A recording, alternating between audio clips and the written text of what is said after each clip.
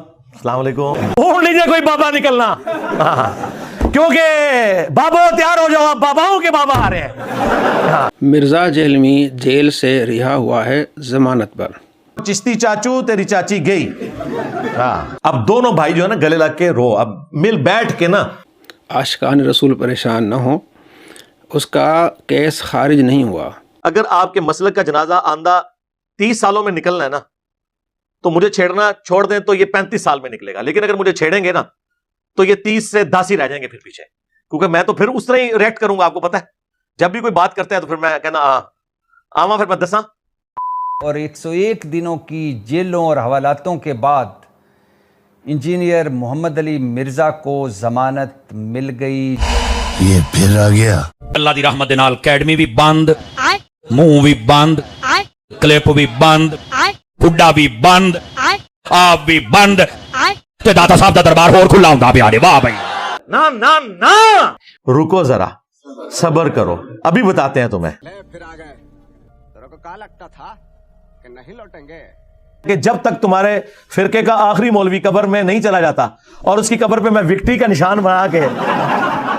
तो तमाम भाइयों को जो अली भाई के स्टूडेंट हैं, बहनों को आज का दिन बहुत बहुत मुबारक हो। अल्हम्दुलिल्लाह अली भाई की इस्लामाबाद हाई कोर्ट से ज़मानत मंजूर हो चुकी है और इंशाल्लाह कुछ ही देर में वो इंशाल्लाह अभी चले जाएंगे अपने एकेडमी की तरफ, जेलम की तरफ। तो आज इन तमाम चीज़ों को, हक़ाइक़ को देखते हुए honourable Lahore high court Rawalpindi bench ने मिर्ज़ा मोहम्मद अली इंजीनियर साहब की ज़मानत की दरख्वास्त मंजूर कर ली है। बाबा तैयार हो जाओ, अब बाबाओं के बाबा आ रहे हैं। बाबाओं के बाबा आ गए हैं, बाबो तैयार हो जाओ। दिल हमारे चलनी है आज, जिगर हमारा पारा पारा है। वाह वाह वाह वाह, वो तेरा चगा ते लेना सी। इंजीनियर मिर्जा साहब की जमानत की खबरें आ रही हैं, अगर उनकी जमानत हो जाती है तो हम तो भाई लुड़ियां डालेंगे, हमें और क्या चाहिए। जो बंदा इस किस्म की हरदा सराई करे, रसूलुल्लाह सल्लल्लाहु अलैहि वसल्लम के बारे में नामकूल अल्फाज इस्तेमाल, अल्लाह के बंदो, नबी इस्लाम तुम्हारे उस्ताद है, हमें तो इख्तिलाफ ये है कि तुमने अपना अब्बा बदल लिया है। करे, सहाबा के बारे में करे, हम तो उसके खिलाफ खड़े। एक मामू के पीछे तुम लोगों ने अपने आप को जलील करवाया, मुझे तो कोई नुकसान नहीं है। मैंने बताया कि अहले हदीस फिरका गया, बल्कि ऊपर मट्टी भी डाल गई है और कतबा भी लग गया और उस पर लिखा हुआ है 2812। ठीक है, तो हम तो ये समझते हैं कि उसकी किसी सूरत जमानत मंजूर नहीं होनी चाहिए। वो शौक तो बढ़ गया। अदालत प्रूव करे जो इल्जाम उसके ऊपर लगी हैं या जो वो अल्फाज कहता है कि वाकई कानून अपना रास्ता बना रहा है, अदालत अपना काम। Lahore high court Rawalpindi bench ने इंजीनियर मोहम्मद अली मिर्जा की दरखास्त जमानत मंजूर कर ली। अदालत ने इंजीनियर मोहम्मद अली मिर्जा को 5-5 लाख रुपए के 2 जमानती मुचलके जमा कराने का हुक्म दे दिया है। लुट गए, हाँ लुट गए, हम लुट गए, हर बर्बाद हुए, हर बेटी बने, हर दर्द बिलाशुबा मिर्जा की जो बेल हुई है वो मेरिट पे नहीं हुई। बाइस था जैसा का एटीट्यूड, अदालत में प्रॉपर हमें सुना भी नहीं गया।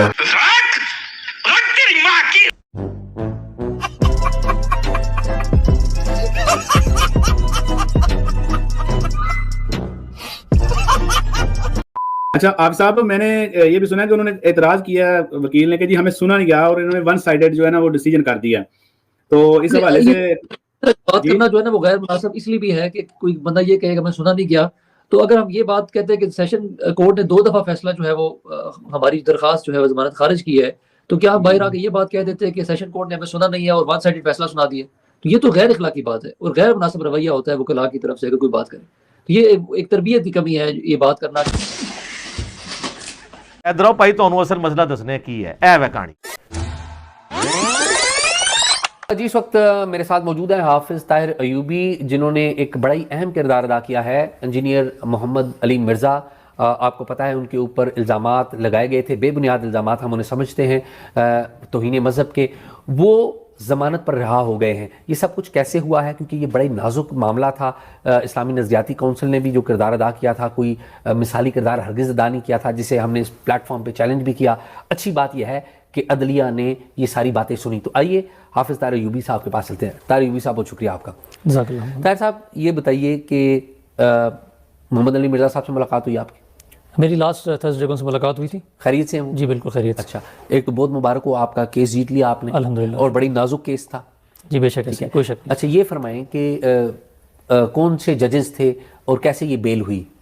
بیسیکلی آج جو کیس فکس تھا وہ جسٹس صداقت علی خان صاحب کے پاس تھا، جو Lahore high court Rawalpindi bench کے میں سماعت کر رہے تھے اس کیس کی، اور ہمارا جو کیس تھا وہ 11:45 پہ کیس کی سماعت جو شروع ہوئی، تو کمپلیننٹ جو ان کی طرف سے ایک پلی لیا گیا کہ ہمیں اس میں ٹائم جو ہے وہ ایڈجنمنٹ چاہیے، کمپلیننٹ کون آیا تھا عدالت میں؟ حمیر قادری، وہ اکیلے اس میں پیش ہوئے اور انہوں نے کہا کہ ہمیں اس میں ٹائم چاہیے. یہ گجرات سے آئے تھے؟ گجرات سے آئے تھے. ٹھیک ہے، جنہوں نے وہ پرچہ کروایا تھا ایگزیکٹلی، جو اس سے پہلے بھی پرچے 2-3 کروا چکے. ٹھیک ہے، تو انہوں نے کہا مزید ٹائم چاہیے، ہم نے اور وکیل اس میں انگیج کرنے ہیں کوئی، تو ہم چاہ رہے ہیں کہ اس میں بھی ہماری تیاری نہیں ہے پراپرلی، ہمیں ٹائم دیں. تو جج صاحب آنریبل جو لاہور ہائی کورٹ کے، انہوں نے کہا اگست کے مہینے سے گرفتار ہو چکے ہوئے ہیں اور ابھی تک تیاری نہیں جان بوجھ کے، تاکہ اس میں رکاوٹ ڈالی جائے، یہ ایڈجسٹمنٹ لی جائے، کیس کو خراب کرنے کی کوشش کی جائے. جب ان کی پریپریشن ہے، ان کا یہ دعویٰ ہے، ان کا کیس مضبوط ہے، تو آرگومنٹ دینے میں کیا حرج تھا؟ اچھا ٹھیک. تو جج صاحب نے کہا یہ کیس آلریڈی ریمانڈ ہو کے دوبارہ واپس آ گیا، اب اس میں ٹائم فردر نہیں ملے گا، بے شک میں بیل ڈیسائیڈ کروں، ڈسمس کروں، ویدر میں اس کو الاؤ کرتا ہوں، دونوں صورتوں میں آج ہم نے اس کو ڈیسائیڈ کرنا ہے. تو آپ آدھے گھنٹے کا ٹائم ہے، تو 12:15 بجے آپ آ جائیں، تو ہم اس کیس کو آج اس کو ڈیسائیڈ کریں گے. تو 12:15 بجے پھر وہ چونکہ آلریڈی وکلات ان کے تھے، وہ ایک ٹائم ڈیلنگ ٹیکٹس یوز کرنا چاہ رہے تھے. ٹھیک ہے، اور وہاں پر آئے تو جج صاحب نے، میں نے کہا کہ میں سبمٹ مائی لارڈ، تو بات کی، تو آپ نے انہوں نے اشارہ کیا کہ آپ مجھے ان سے پوچھنے دیں کہ کیس کیا ہے، کہ انہوں نے کیس بنایا ہے تو ان سے پوچھ لیں. تو جج صاحب نے بتایا کہ ان کے جو کونسل تھے کہ بتائیں کہ ایلیگیشن کیا ہے. تو وہ اسی بات پہ آنے لگے کہ بلاسفیمی ہے، 295C ہے، اور یہ جج صاحب نے پھر دوبارہ روکا کہ میں پوچھ رہا ہوں کہ وہ ورڈنگ کیا ہے جس پہ یہ کیس بنا ہے.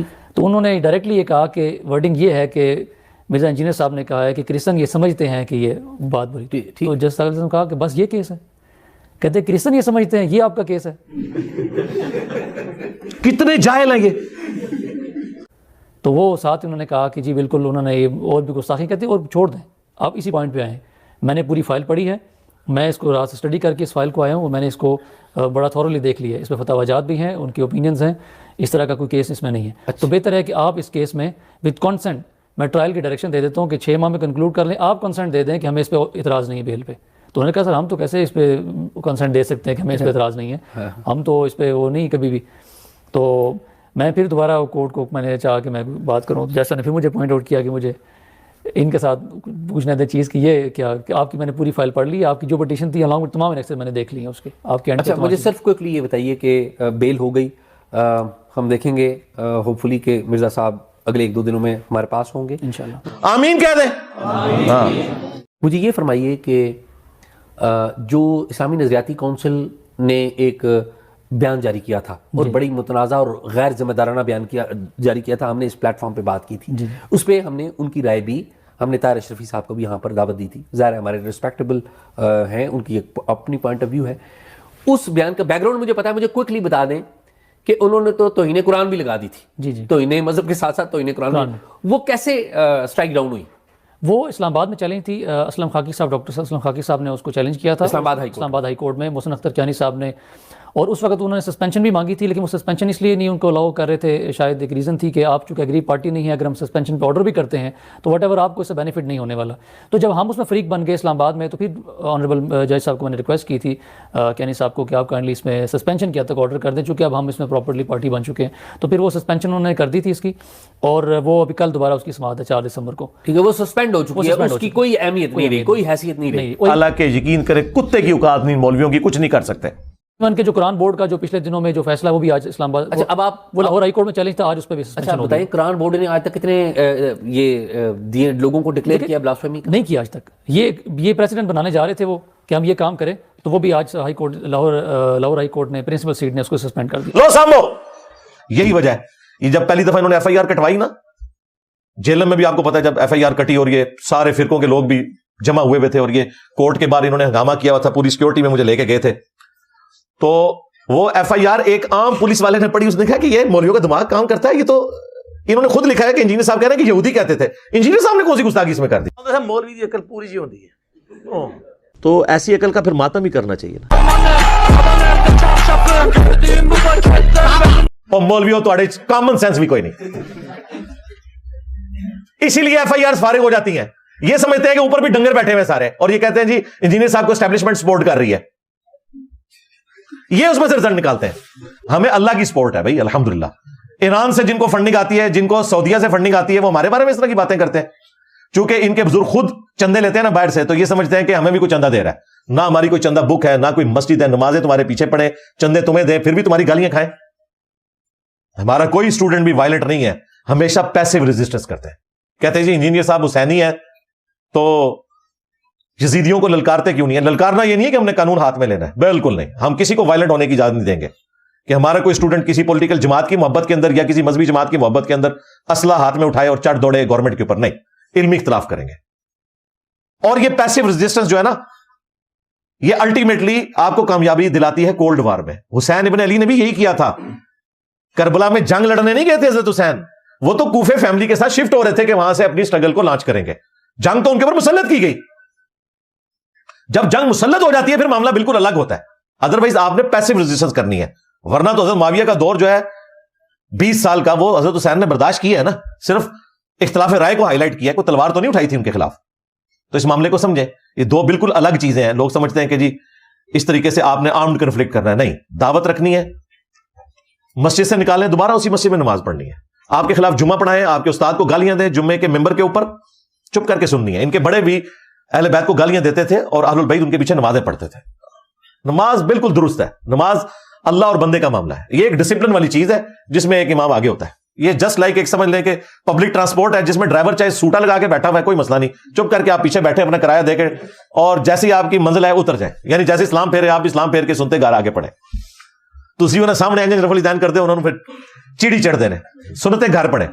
آپ فرض میں آپ رف الدین کریں, وہ مولوی کے پیچھے کوئی آنکھ نہیں, وہ آپ کو دیکھ نہیں رہا. تو اس طرح حکمت کے ساتھ اپنے معاملات کو لے کے چلنا ہے. انشاءاللہ تعالی مستقبل میں معاملات بہتر ہوں گے انشاءاللہ تعالی.